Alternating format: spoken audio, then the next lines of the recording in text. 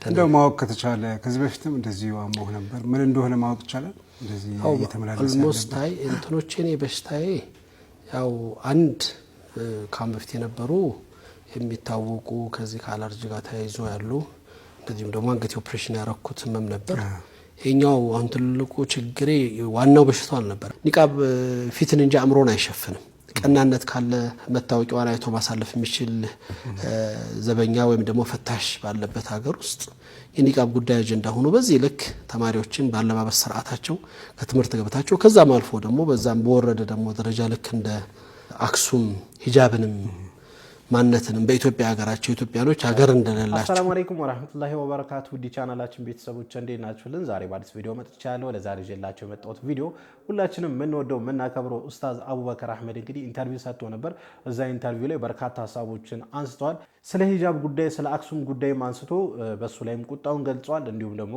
ባለፈው ታሞ ነበር እንደምታስታውሱትና የህመሙ ጉዳይ ምን እንደነበረ በዝርዝር እዚህ ኢንተርቪው ላይ ተናግሯልና ከዛ ላይ እኔ ቀንጨብ አድርጌ ወደ እናንተ የማጋራ ነው የሚሆነው ሌሎችም ምርጥና አስተማሪ ቪዲዮዎች አሉ ታዲያ ቪዲዮ እንደተለመደው ሁላችሁም ላይክ በማድረግ እንድጀምሩ ጋብዛለሁ ይህ ቪዲዮ እንዲዳረስ ደግሞ ሼር አድርጉ ለዚህ ቻናል አዲስ ከሆናችሁ ሰብስክራይብ ማድረግ አይረሳ በቀጥታ ወደ ቪዲዮ ሱረቱል ካፍን በየጁምዓው ከመቅራት ውጪ በውስጡ የያዘው ይህ ሳይንሳዊ ምስጢር ገጥሞሃለን ዋንስ አገን አዚዝ አልዓሰል ብሬን ስቶርም ታደርግበት ቆይታ ነው ወየላ ቢና ሱረቱል ካፍ ውስጥ ስለ ጊዜ የተደበቀ የሳይንስ ቀመር አለ 300 ሲደመር 9 is equal to ምንድነው يقول الحق سبحانه ولبثوا في كهفهم 300 سنين وازدادوا 9 يا اصحاب الكهف ቆይታ 300 ዓመት ከ9 ጨምሮ ይላል ለምን ዝም ብሎ 309 አላለም ሚስጥሩ ያለው በፀሐይና በጨረቃ አቆጣጠር ልዩነት ላይ ነው የፀሐይ ዓመት ከጨረቃ ዓመት በግምት በ11 ቀናት ይበልጣል እነዚህን 11 ቀናት ለ300 ዓመት ስናጠራቅም በትክክል 9 ተጨማሪ ዓመታት ይሆናሉ ስለዚህ ቁርአን የሮማውያንን 300 የፀሐይ ዓመት አቆጣጠር ከአረቦች 309 የጨረቃ ዓመት አቆጣጠር ጋር በአንድ ጊዜ ገልጿል አጃብ ታዋቂው የእንግሊዝ ሙአሪኽ ኤድዋርድ ጊበን ታሪክ ضعف وسقوط ኢምፕራጦሪየት ሮማኒያ የሚለው ኪታቡ ላይ የአስሐብ አልካፍና ይህን የቁርአን ትርክት አመላክቶ ነበር ኢቭን ዞ ባያምኑበትም ሌሎች ስኮለሮችም ይህንን ጥልቅ የጊዜ አቆጣጠር ከቁርአን ውጪ ማንም እንዳልገለጸው ይናገራሉ አዚዝ አልዓሰል አንተስ ስለራስህ ቁርአን ምን ያህል ታውቃለህ keep the answer for you and share the video ተዘዳላ ለልኸይሪ ከፋዒሊህ እኔ እንኳን ስለ ቁርአን ያን ያህል አላቅም አላህ ያሳውቀኝ ላንተም አላህ ዕውቀቱን ይጨምርልህ ማሻአላ እንደዚህ አይነት ወጣቶችን ማየት እጅግ በጣም ያስደስታል የዚድ እንግዲህ ብዙ ጊዜ ቁርአን ላይ ያሉ ሚስጥሮችን በመተንተን ቁጥራዊ መረጃዎችን ከሳይንስ አንፃር በቃ ደስ በሚል መልኩ በሚጣፍጥ ለጆሮ በሚያስደስት መልኩ እንግዲህ ይናገራልና የዚድ በዚህ አጋጣሚ ቲክቶክ የምትጠቀሙ ከሆነ ቲክቶክ አካውንቱን የዚድን ፎሎ ብታደርጉት ትጠቀሙበታላችሁ እንግዲህ አላህ Subhanahu Wa Ta'ala ቁርአንን ቀርተው የሚረዱ ተረድተው ደግሞ ለሌሎች የሚያስረዱ ባሮች አላህ ያድርገን ጓደኞች እናፈራለን ሰዎች ይቀርቡናል ህይወት ነው አይደል ስፓርት ኦፍ ላይፍ ነው እና የሆነ ሰዓት ላይ አንግባባም ጥሩ ጊዜ አሳልፈናል ግን አንግባባም እና ፕሊስ በቃ አድቫይዝ ማድረጋችሁ ነገር ወህጅሩሁም ሐጅረን ጀሚላ በቃ ባሪፉ መንገድ መለያየት ነው ውብ በሆነ መንገድ መለያየት ነው ጠባሳ ምናምን አያስፈልግ መሰዳደብ ምናምን ክፉ ነገር ለምን ትላንትና that was a good time በቃ አሁን ፌል አድርጓል አይደል ለምንድነው አንቺ ከምትለያዩት ሰው አእምሮ ውስጥ ስለራሳችሁ ክፉ ምስል አስቀምጣችሁ መሄድ የምትፈልጉ why beautiful ትውስታን ተተው መሄድ ያስፈልግ በጣም ደስ የሚለኝ የቁርአን አንቀጽ አለ አያ አለ ሱረቱል በቀራ ላይ ባልና ሚስት ተፋተው አላህ ምክር ሲመክር ወላ ተንሰው ፈضل بينكم ይላል ትላንት በማላችሁ የነበረውን አሪፉን ታይም አትርሱት ይላል አይገርማችሁም ቁርአን ስለዚህ ያወራል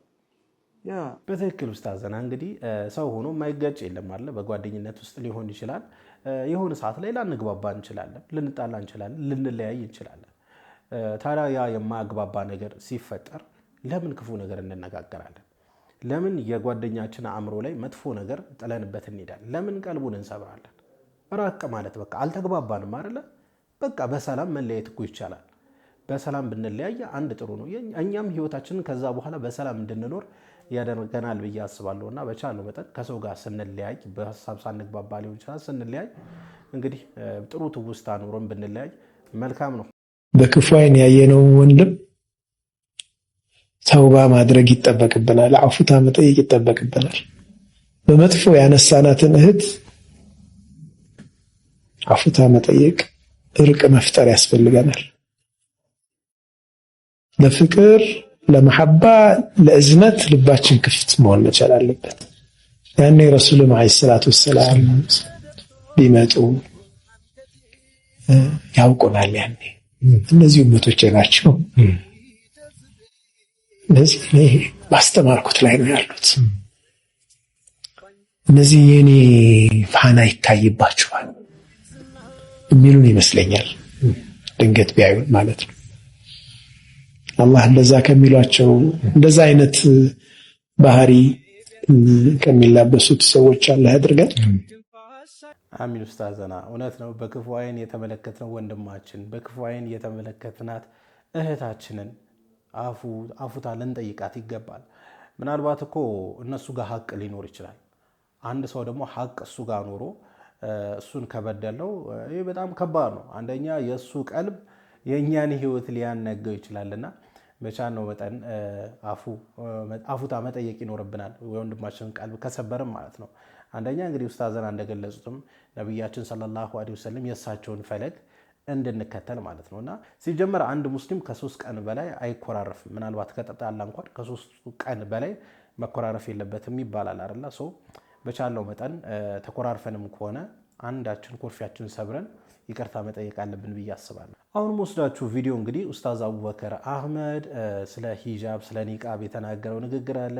ከዛ በተጨማሪ ደግሞ ከዚህ በፊት ታሞ ነበር፣ ታስታውሳላችሁ። በጠና ታሞ ነበር። አልሐምዱሊላህ አሁን አፊያ ሆኗል።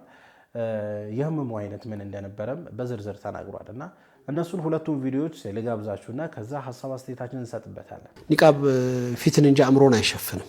ቀናነት ካለ መታወቂያውን አይቶ ማሳለፍ የሚችል ዘበኛ ወይም ደግሞ ፈታሽ ባለበት ሀገር ውስጥ የኒቃብ ጉዳይ አጀንዳ ሆኖ በዚህ ልክ ተማሪዎችን ባለባበስ ስርዓታቸው ከትምህርት ገበታቸው ከዛም አልፎ ደግሞ በዛም በወረደ ደግሞ ደረጃ ልክ እንደ አክሱም ሂጃብንም ማንነትንም በኢትዮጵያ ሀገራቸው ኢትዮጵያኖች ሀገር እንደሌላቸው መጤ እንደሆኑ በማሰብ በተለይ እዛ አካባቢ ላይ የሚፈጸመው ተግባር በተደጋጋሚ የሚደረገው ከመስገጃ ቦታ እጦት ጀምሮ እስከ መቀበሪያ ቦታ መድረስ ማጣት ስለማንም እውቅና የሰጠ ሀገር እምነቱ ያለውን ሰው ሀገር ውስጥ የተወለደባት መሬት ላይ አትቀበርም፣ ያንተ ሀገር አይደለም ውጣ ተብሎ በዛ ልክ መስጊድ እንዳይኖረው ከዛ አልፎ ደግሞ በማንነቱ ላይ በመብቱ ላይ መጥቶ ደግሞ ሂጃብ ለብሳችሁ አትማሩም እኛ የምንወስንላችሁ ካልሆነ ተብሎ ህገ መንግስቱን ልጥሶ የሚደረጉ ድረቶች እነዚህ እልባት እንዲያገኙ መስራት ይፈልጋል። ግልጽ ትግልም ይፈልጋሉ።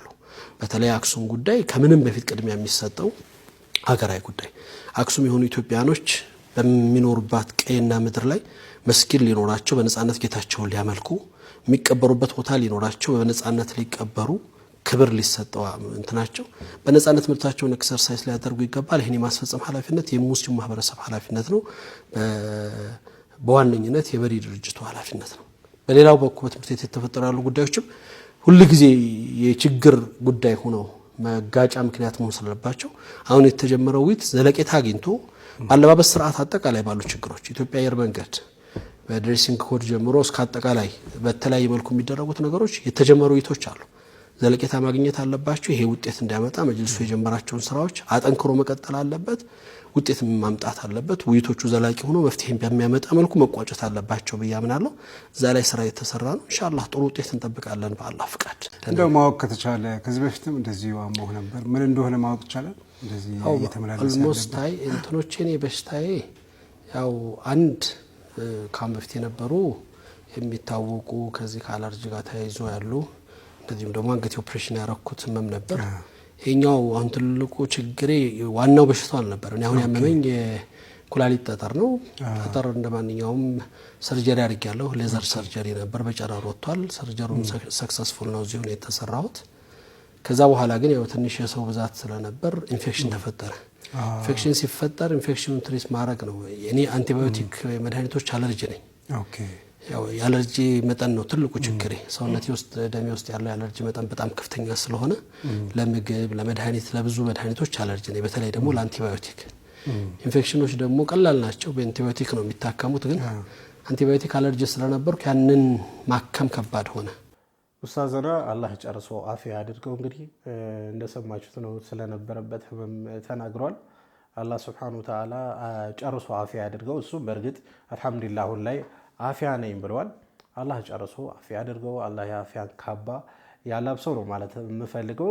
ከዛ በተጨማሪ ደግሞ ያነሳው ኢሹ ነበረ እንግዲህ ከሰሞኑን ብቻ አይደለም ከበፊት ጀምሮ እስካሁን ድረስ በጣም እየተነሳ ያለው ጉዳይ የሂጃብ ጉዳይ፣ ሂጃብ ኒቃብ፣ በሱ ጉዳይ ላይ እንግዲህ በጣም የሚያሳፍር ነገር ከዚህ በፊት ተነግሮ ነበር። በተለይ ወደ አክሱም አካባቢ ሂጃብ ለብሳችሁ አትንቀሳቀስኩም እስከመባል ድረስ ማለት ነው። እና ሂጃብ መልበስ ወይም ኒቃብ መልበስ የሴኩሪቲ ኢሹ ይሆናል እያሉ ነበርና ለሱም በቂ የሆነ ምላሽ ሰጥቷል ብዬ አስባለሁ ኡስታዛና። ምክንያቱም አንዲት ሴት እውነት ማንነቷን መለየት ከሆነ እንደዚህ ያስቸገራቸው ያስጨነቃቸው ሂጃብ ወይንም ኒቃብ መከልከል አለበት ያስባለበት ምክንያት እሱ ከሆነ በጣም ቀላል ነው። ለሱ አንድ ጥበቃ መቅጠር ነው፣ ሴት ጥበቃ። እሷን ፊቷንና መታወቂያን እየተመለከተች ማስገባት ትችላለች። እና በትንሽ በቀላሉ ነገር መታከም የሚችለውን ጉዳይ እያሰፉ ወዳልተፈለገ አካሄድ እየወሰዱት ይገኛሉና በጊዜ እልባት ሊሰጠው ይገባል ብዬ አስባለሁ። ፍትህ ለአክሱም ሙስሊም ተማሪዎች፣ እንዲሁም ፍትህ በጉንችሬ ለሚገኙ ሙስሊም ተማሪዎች፣ ፍትህ በአጠቃላይ እንግዲህ ኢትዮጵያ ላይ ለሚገኙ ሙስሊም ተማሪዎች ፍትህን ለተነፈጉ ለነል ይገባል ብዬ አስባለሁ። ለማንኛውም ለዛሬ ይዤላችሁ የመጣው ቪዲዮ ይህን ይመስላል። ቪዲዮን ከወዳችሁ እንደተለመደ ሁላችሁም ላይክ አድርጉ። ይህ ቪዲዮ እንዲዳረስ ደግሞ ሼር አድርጉ። ለዚህ ቻናል አዲስ ከሆናችሁ ሰብስክራይብ ማድረግ አይረሳ። ኢንሻአላህ በቀጣይ በአዲስ በቆንጆ ቪዲዮ እስከምንገናኝ ወሰላሙ አለይኩም ወራህመቱላህ ወበረካቱ።